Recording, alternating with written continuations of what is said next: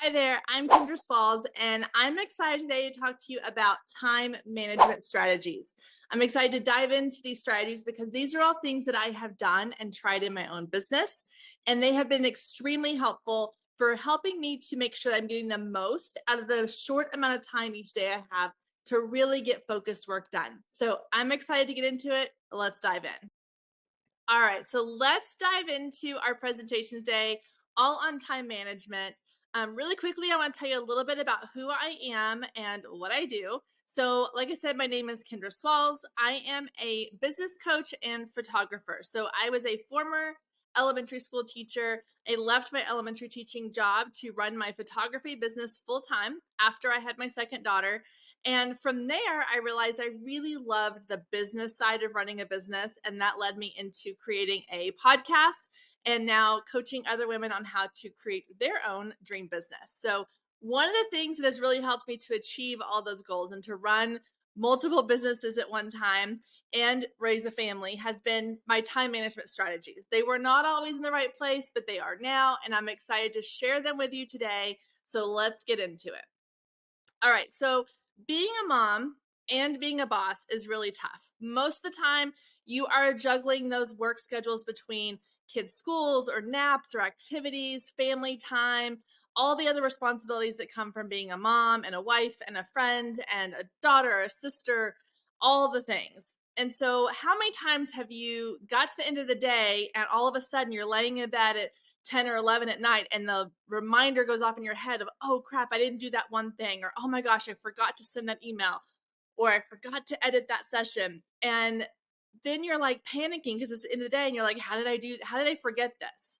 Or maybe you sit down to work, maybe it's nap time or the kids are in school. So you sit down to utilize that time you have only to feel overwhelmed because your to do list is like a mile long. And how many of you feel like you are just kind of treading water, just trying to keep your head above water, trying to survive, but you want to feel like you can get ahead? So I know all of those feelings really well because that's how I spent a big portion of the beginning of my business when I was still working full time and even into the first year of working from home because I didn't have a lot of these strategies in place. So these are all strategies I currently use today. These are ones my coaching clients have found success with that I share with my social media and my email list. And I've had a ton of response from people saying that these are all strategies they've also implemented and they're excited to see results from. So let's dive in. Okay, so we're going to be talking today about two time management strategies in particular, and then a couple little bonus things for you in here too. We're going to be talking about time blocking and task management. So we're going to start with time blocking. So the idea of time blocking is that you are taking your calendar for the entire day and you are creating blocks of time within that day for work or family or house chores or whatever else you need to get done in your day. And each block is specifically dedicated to a task, and that is the task you focus on during that block. So it really helps to kind of mitigate okay, I'm going to work on this for 10 minutes and I'm going to jump over and do this. And I'm going to do this for 5 minutes and I'm going to jump and do this. It creates dedicated times in your day for all the things you want to make sure you're getting done. So let's look at some examples. So here is my time block schedule. Now, I do have a separate schedule for regular school day versus summer schedule. So both my kids are now in school full time as of this last year. So my school year calendar looks a little bit different. So we'll go through that one first. So on school days, now I do not time block for Saturdays and Sundays. Those are my off days. Those are days that I can make sure that I spend time with family. We're doing house chores, we're doing fun things. I will work on the weekends, but I don't block those times. So my typical workday, Monday through Friday, 7 to 8 a.m. is typically when we are doing like school prep, school drop off. So that is fixing lunches, getting dressed, having breakfast, all the things. And then I drop my kids off at school a little before 8. Now, 8 to 9, I know myself well enough to know that in the mornings, I need a little time for myself to kind of, okay, the kids are done. I focused on them for the first hour of the day. Now I want to focus on me. So I give myself that time, knowing that it kind of helps me ease into the workday. So that's when I do my workout. I go for a walk. Sometimes I run, grab a coffee. I give myself that window of time to kind of go, okay, now 9 o'clock hits, let's get into work mode. So I block off 9 to noon, and then 1 to 3. Those are my dedicated work times during the week. I give myself an hour at lunchtime so that I can either have a lunch, go run an errand, meet a friend for lunch, or get some things done, or maybe even just binge a show on TV for a few minutes. That just gives me a little bit of like a mental break in the middle of the day. And then I go pick up my kids from school, usually around 3:30. But I give myself that full hour so that if we, have after school activities, or we go run errands or do whatever, we kind of have this whole block of time built in. Now, if I pick my kids up and we come home and I can work some more, then I work some extra time. Otherwise, that's when we're doing like house chores and those kinds of things. And then my evenings are dedicated for family time. Now, in the summers, I give myself still that me time in the morning. My kids know that the mornings are me times for all of us. We get up, we can fix breakfast, and then that's our time to just kind of get ready for the day. So a lot of times in the summer, that's the time that my kids will go and watch TV, because we try not to turn the TV on too much during the day, but they're allowed to watch TV or tablets. Sometimes we'll go for a walk. I come out and work out, and sometimes they'll come out here with me and work out.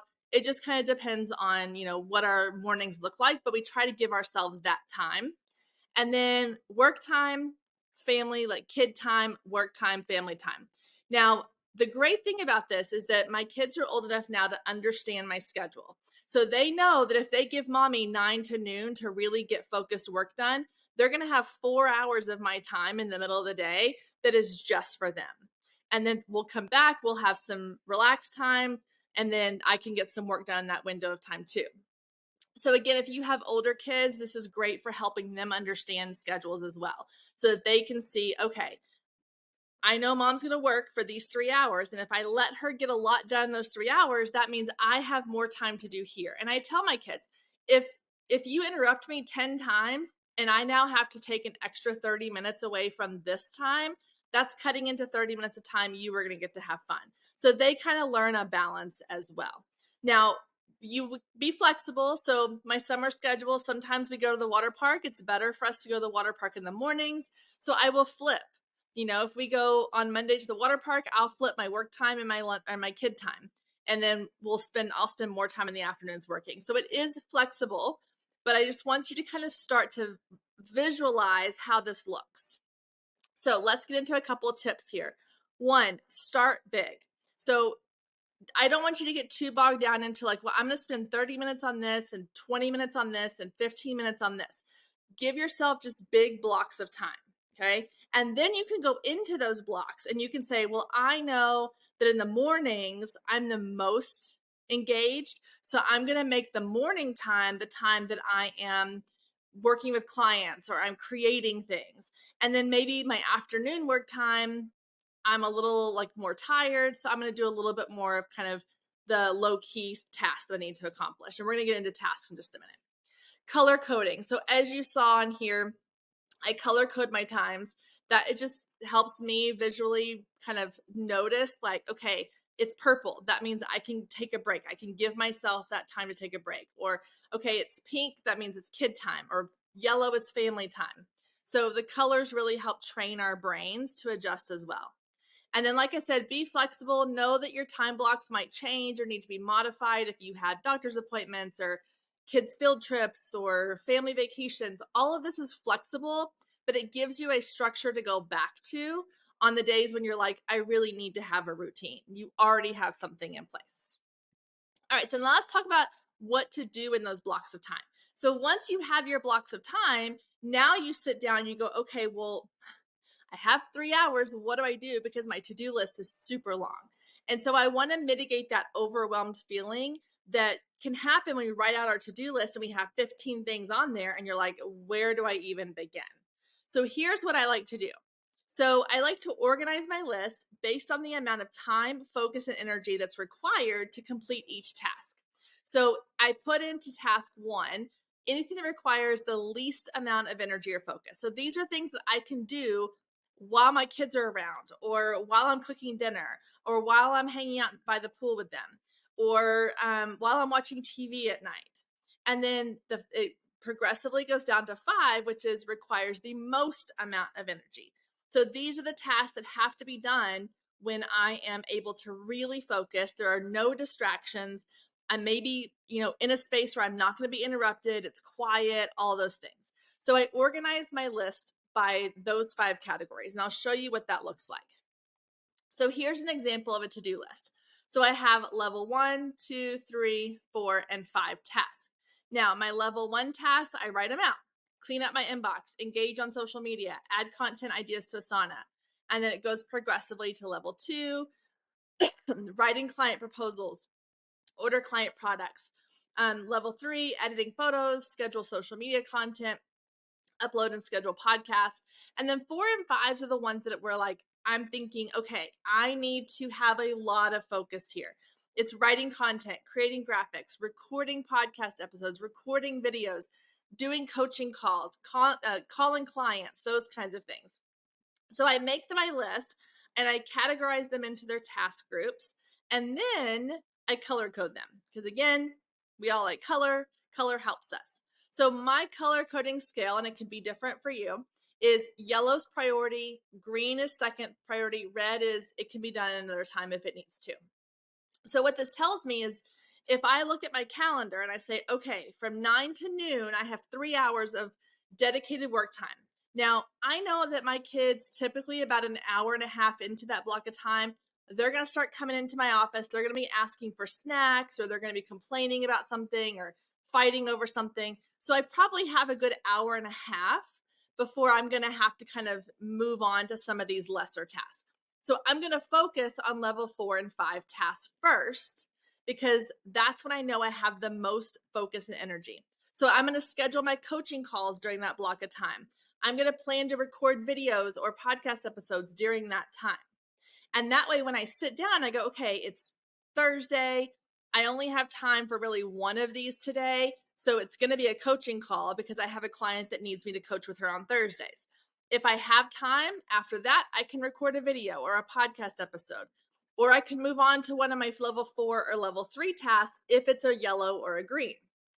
So I work my way through. Now that second hour and a half, when I know the kids might be coming in, they've given me a good hour and a half of focus time. So then I can move on to things like, okay, now I'm going to work on scheduling my podcast episodes, or ordering client products, or engaging on social media. And so I work my way through all of my yellow tasks. Now the goal is to do each colored task in its entirety before you move on to the next one. So it's the snowball effect. If you've ever followed like Dave Ramsey, he's got the snowball effect for debt clearing out consolidation, whatever the word I'm looking for is. It's the same thing. You're going to clear off your to-do list with this snowball of, once I get this done, then I get the next thing done, and then they get easier and easier and easier. So you start with the hardest ones here, and progressively it gets easier and easier. So that's how I organize my to-do list. So a couple things, like I mentioned here, the snowball effect. So when you have time to work on a task, start with a top priority item, work until completion, and then move on to the next task. Again, with the color coding, I like to match the colors I use to my categories to categorize my tasks. So your time blocking calendar. So for example, if I go into my time blocking calendar and I have 3 hours, an hour of it might be yellow for like, that's priority level 1. And then an hour might be green, and then an hour might be red. And so I know I'm giving myself, an hour for each color code on my list, or 2 hours are yellow and 1 hour is green. So that helps me kind of, my brain recognize that's when I'm working on those tasks. And then the last one, which is really big, is to eliminate distractions. This is where we all struggle because we want to check our phones. We want to, I'll just really quickly hop on Facebook or Instagram and see what's happening. But if you do that, you're spending a good 15, 20 minutes probably every time on a good day. So the more you can eliminate distractions during those blocks of time, the better. So turning off notifications, closing the door to, or having an office space where you can close the door and make sure people know, like, okay, this is my work time. You're not coming in when the door's closed. Putting a sign up of some kind so your kids kind of have a visual cue as well. When I was teaching, I used to put on like a little crown, and I would tell my kids in my classroom, I'd be like, if I have the crown on, then you need to be working on your own. Do not come interrupt me because I'm doing something important, usually working one-on-one with a student. In this case, my kids know if the door's closed, the sign's up, then I'm doing something important and they're going to have to wait unless it's an emergency. And we go through all of that, what is an emergency and all those things. But the more distractions you can eliminate, the better. Okay, now let's talk about one of my favorite things here, and that is timers. So I'm a big fan of using timers to help you stay on task. So if you know you're working on a level 5 task and you're like, okay, I have 30 minutes of focused work time left. I want to make sure I'm really focusing on this. You can start using timers. Now, there's a couple timers that I really like, and you can see the list here, and we'll go through each one. The first one, obviously, is our phones. We all have timers on our phones built in. Usually, you can set it to where you can just swipe down from the top, and you can have the timer feature there. And so you just start a timer. You can also use, any kind of visual, like you see here, the little sand timers. If you have those from like your kids' games or whatever, grab one of those. Now, one of the other things I really like is this timer block from Instagram, from Amazon. They're like $10 or $12. You can get them with different increments on it. So you can have them with, I think, 5, 10, 15, 20, 1, 3, 5, and 10, I think. Or this one is 15, 20, 30, and 60. So what you do is you turn it on, you hear it beep, and then when you turn it to the number, so you say, okay, I have 30 minutes. 30 minutes. So I'm going to work for 30 minutes. It sets a little timer at the bottom. I don't know if you can see that there. And it starts to count down from the 30 minutes. And so when that 30 minutes is up, it'll beep off. So that's really fun too, because then, I don't know, I just think it's cute to have on my desk. And then I can just flip it and I go, okay, I have 30 minutes. Here I go. Now, the last one is my favorite one. This is something that I have told people about on podcasts multiple times. They always get really excited about it. So I wanted to share it with you. And that is this fun little foot massager. So this was kind of a timer I stumbled across on accident. A couple of years ago, my parents bought me a foot massager, like a nice big one off of Amazon, with a timer and a remote control, the whole thing. It's big, it's kind of bulky. I didn't have a good place to keep it. So I work in an office that's usually in my guest room. So I had moved it out of the way when people were staying with us, and I just stuck it under my desk. And one day I went into their work and I was like, oh, this is kind of nice. I'll just put my feet in the foot massager while I work on this, whatever activity I was doing. My massager has a timer, 15, 20, 25, or 30 minutes. So to set it for 20 minutes, I was massaging my feet, I was working away. And when it went off, I realized, oh, wow, it's been already 20 minutes and I haven't accomplished all the things I wanted to accomplish. So I started using the foot massager as a timer because one, it keeps me in one place because I'm not going to get up and walk around and go do something else if I'm in the foot massager. It's kind of a physical and a visual cue as well. And then it's a nice little treat. So you're like, okay, I'm going to sit down. I'm going to edit this session for 30 minutes, turn it on the foot massager, and you've got a nice little 30-minute treat for doing something in your business. So it doesn't have to be a foot massager. It could be something else, but find whatever's going to help you get excited about making sure you're staying on task. Because the biggest problem with time management is we think that we're spending a bunch of time doing what we're supposed to be doing when really we're spending a bunch of time on distractions. So eliminating those distractions, using timers to help you make sure you're really utilizing your time properly, time blocking and organizing your task list, I think will really help you get more organized.